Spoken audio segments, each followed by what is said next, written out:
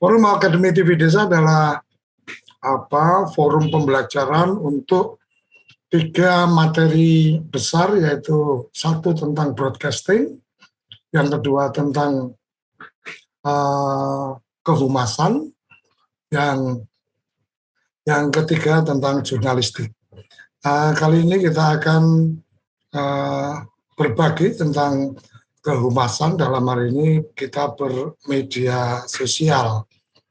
Kita mencoba mengangkat atau membawakan materi bagaimana pemanfaatan WhatsApp dan bagaimana kita beretika dalam penggunaannya.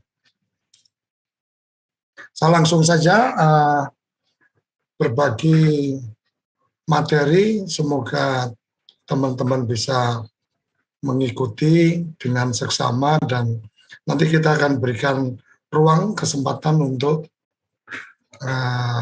teman-teman bertanya setelah materi kita sampaikan.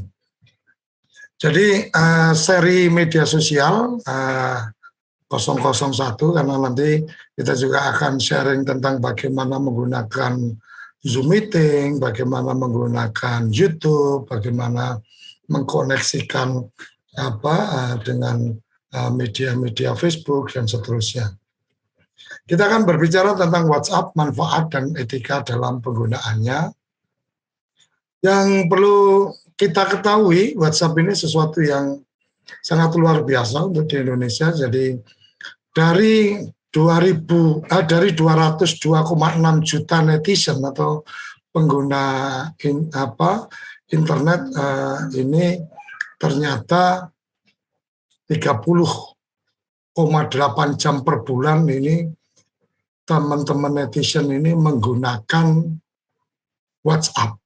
Artinya rata-rata 1 hari setiap netizen itu menggunakan 1 jam untuk bermain WhatsApp.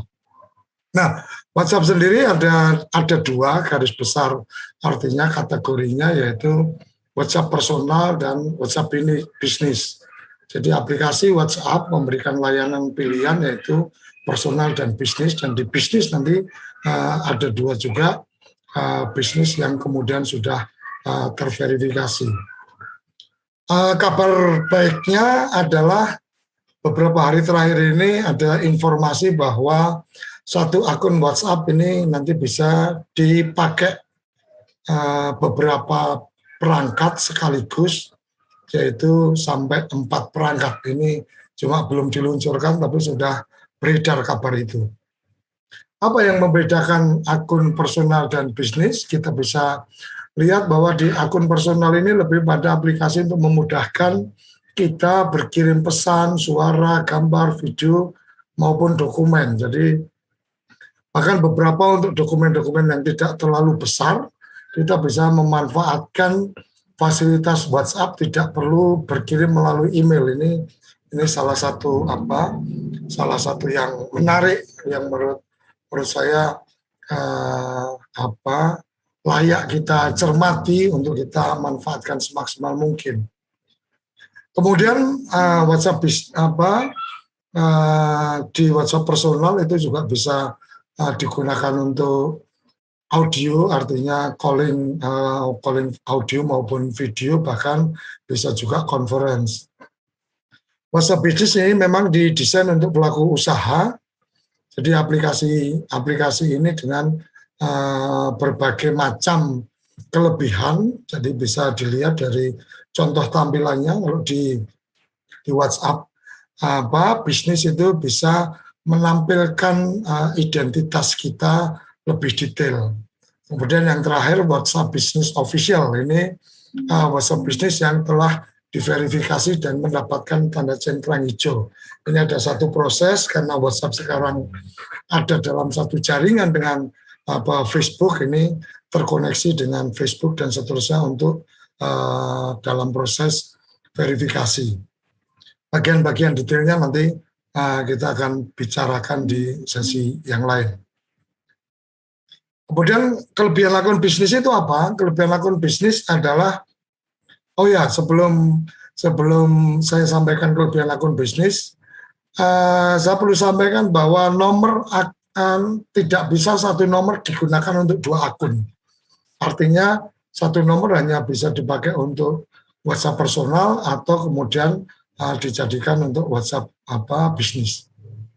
Profil di dalam WhatsApp bisnis kita bisa menampilkan profil bisnis kita. Jadi menampilkan profil bisnis mulai dari alamat kita, website kita, deskripsi, alamat email, alamat website, bahkan juga ada galeri yang isinya bisa menampilkan produk-produk kita. Jadi WhatsApp bisnis ini memang real untuk keperluan bisnis dan juga bisa diatur beberapa hal menyangkut jam pelayanan dan seterusnya. Kemudian di WhatsApp bisnis ini ada kelebihan lain adalah responsif atau pesan otomatis. Pesan otomatis itu bisa kita atur untuk mereka yang berkirim WhatsApp ke WhatsApp bisnis kita dan nomor mereka baru sekali atau 2 minggu terakhir itu menghubungi kita. Kita bisa langsung memberikan respon otomatis, terima kasih telah menghubungi, bla bla bla dan seterusnya. Bisa juga kemudian membuat pesan cepat. Jadi ketika teman-teman menggunakan WhatsApp personal, kadang kita memberikan jawaban yang sama untuk beberapa pertanyaan, itu harus melakukan copy text, melakukan copy atau melakukan forward dan seterusnya. Di WhatsApp bisnis cukup dengan unslash nomor 1 untuk jawaban apa, nomor 2 untuk jawaban apa, itu bisa dilakukan. Kemudian ada statistik pesan atau pengelolaan pesan, jadi dapat melihat berapa banyak terinteraksi, berapa banyak kiriman WA kita yang kemudian terbaca atau sekedar terkirim tetapi tidak terbaca, itu ada detail di sana.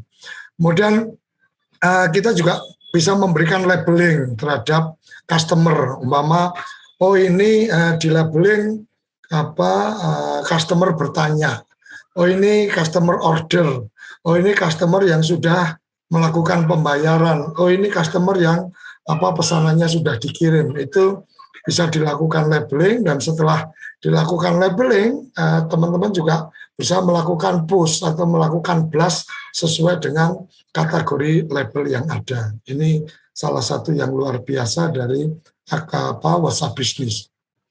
Kemudian WhatsApp Business Official ini WhatsApp Business yang melalui proses verifikasi data terlebih dahulu ke pihak WhatsApp dan kemudian terverifikasi, kemudian mendapatkan simbol centang hijau. Kelebihannya apa dengan kalau ada centang hijaunya ini? Kelebihannya adalah bahwa pada saat kita mengirim informasi atau apapun itu, ketika tanda sudah ada tanda hijaunya, maka secara otomatis ini sudah terverifikasi, berarti ini adalah real, bisa dipastikan tanggung jawabnya jelas dari perusahaan mana dan seterusnya. Ini yang menarik dari WhatsApp Business. Kemudian apa saja fitur di WhatsApp yang secara umum? Di situ kita bisa mengirim pesan, kita seperti mungkin teman-teman sudah terbiasa memanfaatkan. Kemudian audio video call, bahkan sampai conference, bisa sampai 8 kalau nggak salah, saya lupa persisnya, tapi kita bisa video conference juga di situ. Kemudian bisa membuat chatting, ya membuat grup chat, itu yang kapasitas maksimalnya 256 sama plus kita jadi 257. Dan di situ bisa dinamai, bisa kemudian ada beberapa penyesuaian di pengaturan grup, kemudian sinkronisasi data kontak, artinya data kontak yang kita sudah punya itu secara otomatis ketika yang bersangkutan memiliki nomor WA, maka kemudian akan terdetek di situ. Oleh karenanya salah satu yang saya rekomendasikan adalah teman-teman menyimpan data kontaknya di data kontak dari email di Gmail, untuk kemudian satu kelebihannya adalah data itu pasti lebih aman karena otomatis ketika melakukan install dengan HP baru dan seterusnya, ketika menggunakan alamat email yang sama, maka data kontak itu otomatis bisa keluar dan kita tidak akan kehilangan data kontak. Sinkronisasi itu banyak aplikasi yang sudah melakukan itu sehingga kita menjadi lebih mudah mendeteksi.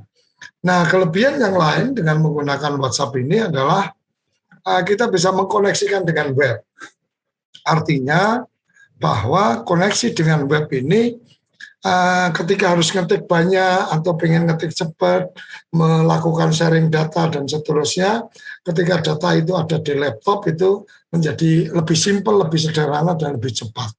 Itu bagian-bagian yang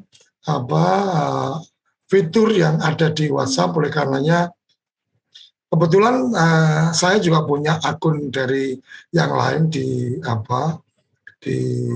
Telegram, kemudian di beberapa yang lain. Cuma saya secara pribadi memang lebih familiar dengan WhatsApp sehingga saya lebih suka menggunakan WhatsApp. Tapi tidak menutup kemungkinan teman-teman melihat kelebihan dari platform yang lain, silahkan, dan nanti kita juga akan mencoba untuk menghadirkan teman-teman yang menggunakan platform lain untuk bisa sharing. Nah, bagaimana kita ber-WhatsApp dengan bijak? Ini satu, bahwa kita harus memahami bahwa bahasa lisan dan bahasa tulisan itu berbeda. Oleh karenanya harus sangat hati-hati kita ketika menulis atau memberikan komentar atau apapun itu. Salah satu contoh sederhananya, ketika kemudian menulis dengan semua huruf kapital, itu kadang-kadang orang beranggapan bahwa Anda sedang marah atau Anda sedang mempertegas atau sedang, kalau umpama disuarakan itu sedang dengan nada tinggi. Padahal mungkin maksudnya nggak seperti itu. Ini bagian yang perlu dipahami. Kemudian bagaimana memanfaatkan status. Di WhatsApp itu kan ada, kita bisa update status, lagi di mana, atau lagi ngapain, atau apa, dan seterusnya. Sebisa mungkin dipahami bahwa status WA itu bukan tempat curhat. Dan yakinlah kalau curhat di situ itu tidak mesti akan mendapatkan manfaat. Tapi mungkin malah akan orang menjadi memiliki pandangan yang kurang pas. Oleh karenanya manfaatkan status ini dengan hal-hal yang positif. Taruh kata, oke, lagi makan di mana, kebetulan makanannya enak dan seterusnya, boleh difoto, dibikin status di WhatsApp. Oke, lagi makan di sini, rekomendasi makanan apa dan seterusnya, sehingga secara tidak langsung kita juga sedang membantu dari resto atau tempat makan kita untuk jadi lebih dikenal. Dan di status ini untuk di WhatsApp Business menjadi tempat untuk menyampaikan promo. Jadi hari ini kami sedang ada sale untuk ini dan seterusnya, itu bisa dimanfaatkan di status itu. Bagaimana membuat gambar di status dan seterusnya, ada platform aplikasi yang saya biasa pakai, platform aplikasinya Canva. Itu di situ ada banyak opsi untuk bikin status WA, untuk bikin gambar di YouTube atau gambar di Instagram dan seterusnya. Jadi manfaatkan dengan bijak fasilitas status yang ada. Kalau Anda kemudian mungkin menulis di situ lagi galau nih, bla bla bla dan seterusnya, mungkin tempat curhatnya lebih baik ya diambil di tempat ibadah atau di tempat orang-orang yang Anda sayangi, menjadi lebih baik daripada membuat status curhat di WhatsApp. Karena orang bisa kemudian screenshot, kemudian mendokumentasikan ini, oh ini lagi galau nih, lagi tinggal pacar, akhirnya kan mungkin akan banyak yang kemudian kirim WA dan seterusnya yang mungkin malah tidak mau menyelesaikan atau menarik untuk menjadi manfaat untuk teman-teman. Kemudian pahami etika bergrup. Jadi di grup ada beberapa yang perlu dipahami tentang bagaimana berkomunikasi di grup WA atau di WA group. Artinya ada etika dan bijak dalam memanfaatkan grup. Nanti kita akan bedah lebih lanjut. Kemudian menjaga jari-jari kita atau jempol kita jangan lebih cepat dari kita berpikir atau kita mendengarkan kata hati. Jadi kadang-kadang mungkin karena semangatnya, mungkin baru membaca judulnya, kemudian ada link informasinya, belum dilakukan konfirmasi informasi benar atau enggak dan seterusnya, sudah langsung di-share ke semua teman, di-share ke semua grup dan seterusnya. Ternyata itu hoax. Akhirnya harus melakukan klarifikasi. Jadi itu bagian yang kita perlu menjaga. Tidak buru-buru mengetik atau men-share, gunakan pikiran dulu, rasakan di hati dulu, pantas nggak ini di-share. Kadang-kadang kita menerima tuh ada peristiwa kecelakaan di mana gitu kan. Kemudian dengan gegap gempita mengambil gambar, ada korban yang berdarah-darah, kemudian di-share, ngeri, ada kecelakaan gini dan terlihat orang yang berdarah-darah. Menurut saya kalau mendengar kata hati, pasti kita tidak akan senang ketika yang menjadi korban atau yang di-share itu adalah keluarga kita. Itu oleh karenanya saran saya, jaga jari-jari kita, jangan lebih cepat dari pikiran dan pertimbangan hati kita. Kemudian beberapa hal yang perlu dihindari adalah berbagi pesan berantai.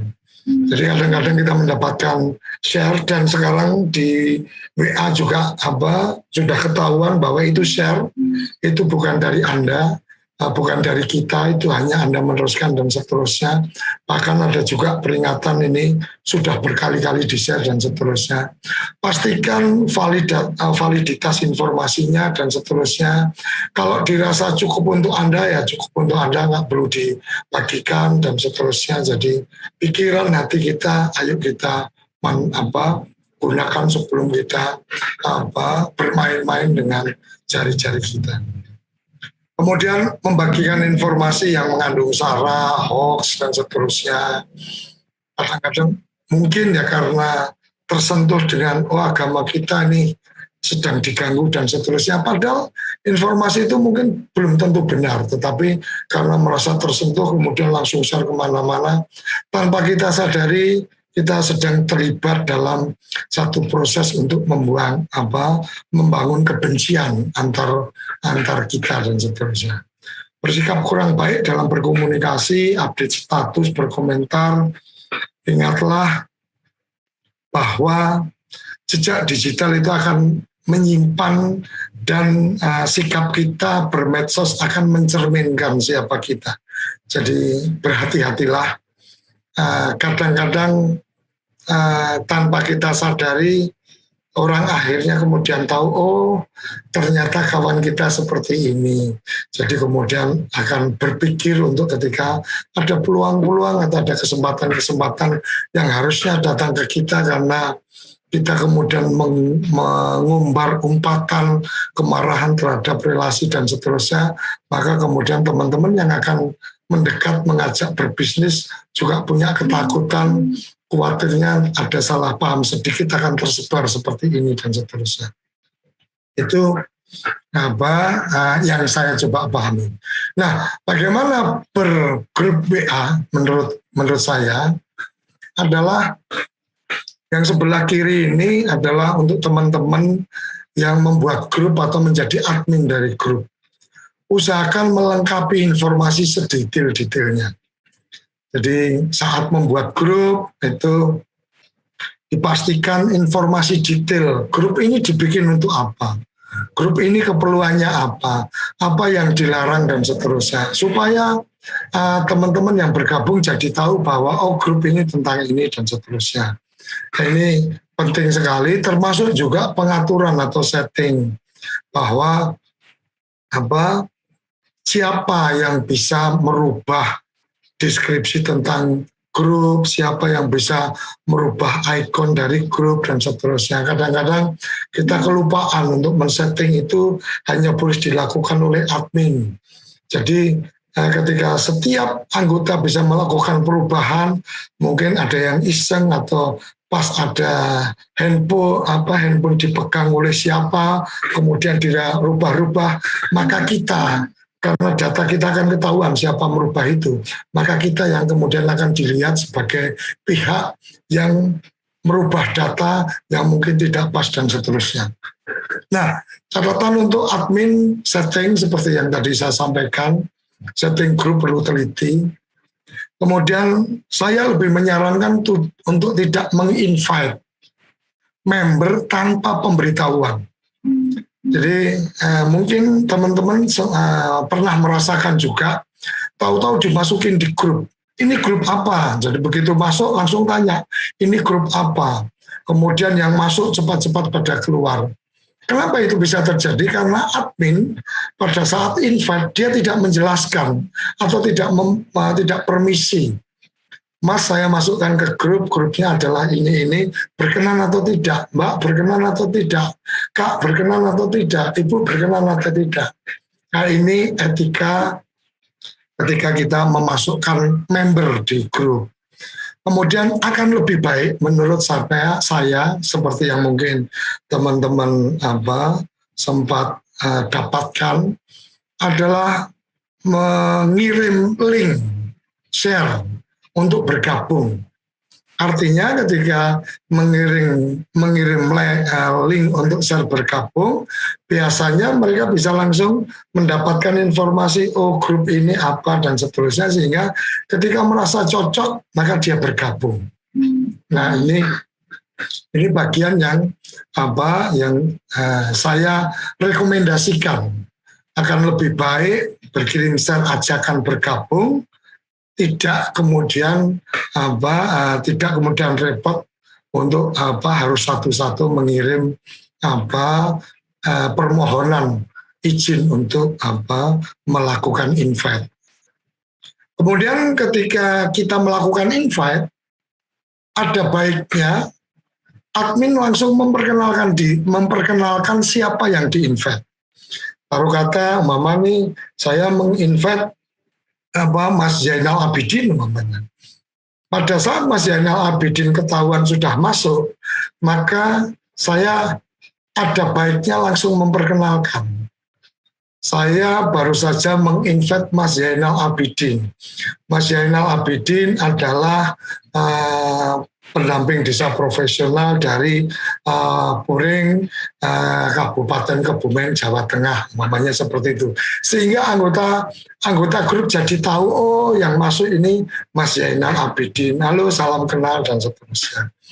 Kemudian mengingatkan anggota grup yang melanggar ketentuan, mungkin pertama bisa dilakukan japri, kemudian berikutnya apabila masih melakukan hal yang sama, ya sampaikan mohon maaf dikeluarkan dari grup dan seterusnya. Menginformasikan lebih dulu apabila member akan dikeluarkan. Walaupun secara pribadi kadang saya kalau terbawa emosi suka tidak saya ingatkan, ya saya keluarkan aja. Ini admin yang mungkin perlu ada catatan-catatan ini.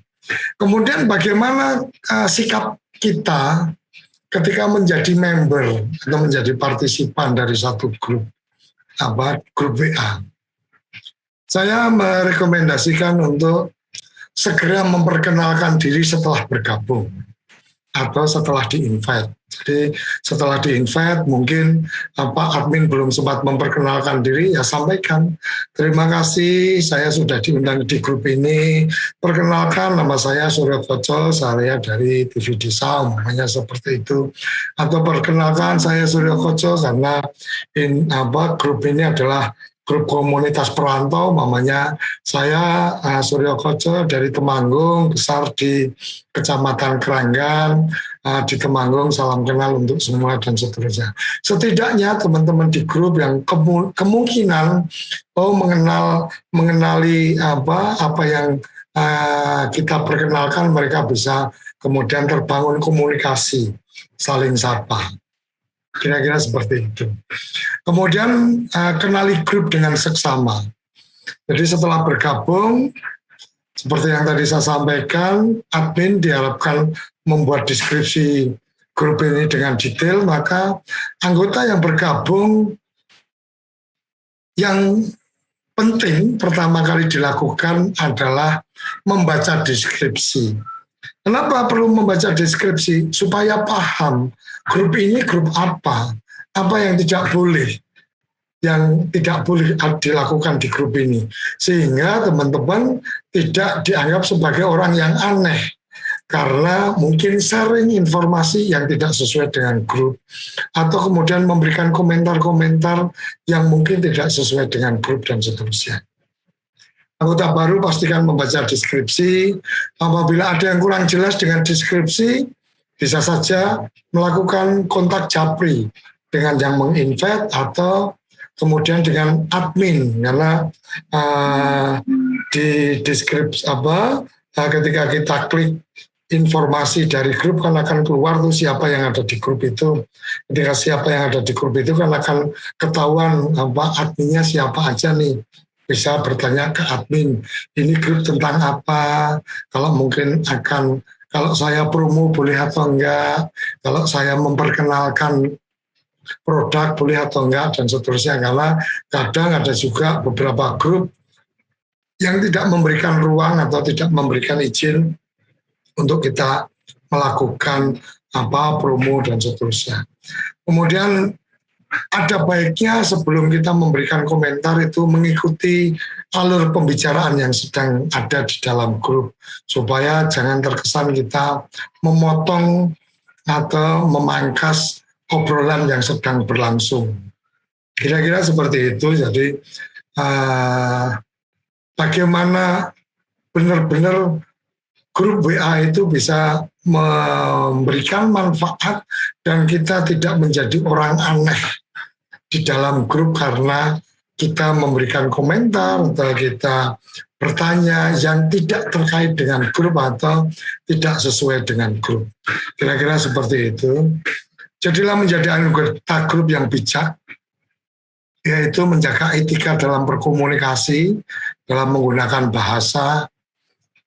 Saya juga kadang-kadang kurang dalam etikanya, mungkin di grup karena keasikan berkomentar kemudian campur dengan bahasa daerah dan seterusnya yang kadang-kadang tidak dimengerti oleh teman yang lain.